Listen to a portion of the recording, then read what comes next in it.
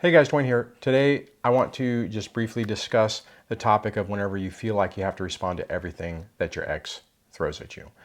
I've seen this a lot in comments, and I experienced this a lot whenever I was going through this as well.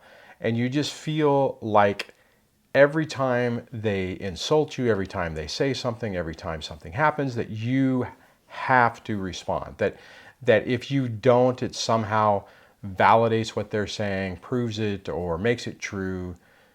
And you get caught in this trap to where you start trying to attack everything that they say. I get that, you're not going to just get over that overnight. But what I want to ask you to do is look at the situation, look at what's really going on, and see if it ever makes any difference. Can you look back on all those times that you've fought back, that you've tried to correct them, that you've tried to point out their fallacies, and did it accomplish anything?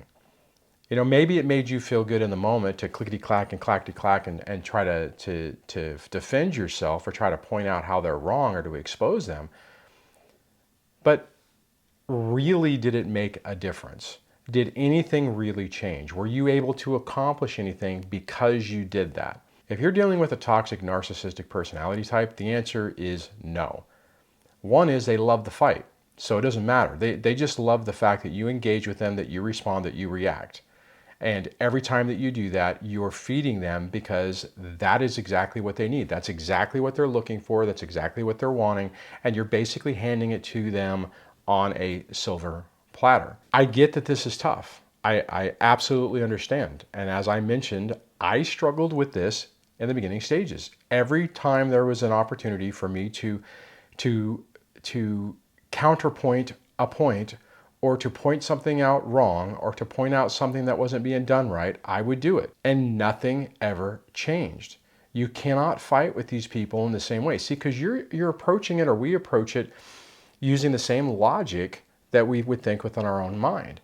Which means that if somebody came to us and exposed us and pointed out the point, we would concede the point and go, oh crap, yeah, you're right. But that's not how these people work. It's not what they do. So it's not going to make a difference. Now, I know I'm rambling on this, but I think it's important to bring this up because to a T, everybody who's new in this, who reaches out to me either via email on comments, is going through the same thing. And I can see that they are following the same path I followed, which is understandable. I mean, it makes sense, but it isn't accomplishing anything. That's the reason why oftentimes I'll lead people to that hybrid no contact video. I'll leave a link in the card up above and down in the description, which gives you kind of a framework to deal with that. And bottom line, you just have to look at those communications and look at what you're really trying to get. Like if you're trying to get visitation with your kids or something like that, focus on that.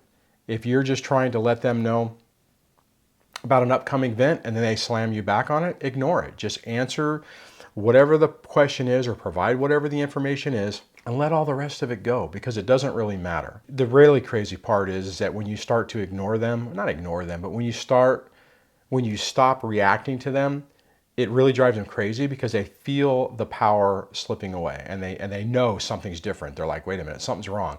They're not chasing me like they used to. Don't chase them. It's not good for you. And if you still have to, if you're in that mode to where you're like, but Duane, I have to send that email, send the email, think about what I just said and look at it. Look at what happens next. Does it change anything? More than likely when you get them on a counterpoint, they'll just stop responding to you and then it'll just reset and go to something else. And the problem is that you can think, aha, I shot them down. And really all that's happened is you've given them supply. They feel fully, they feel full, their tanks are full. And they don't need to engage with you anymore, and they'll just wait until the next time. So think about that.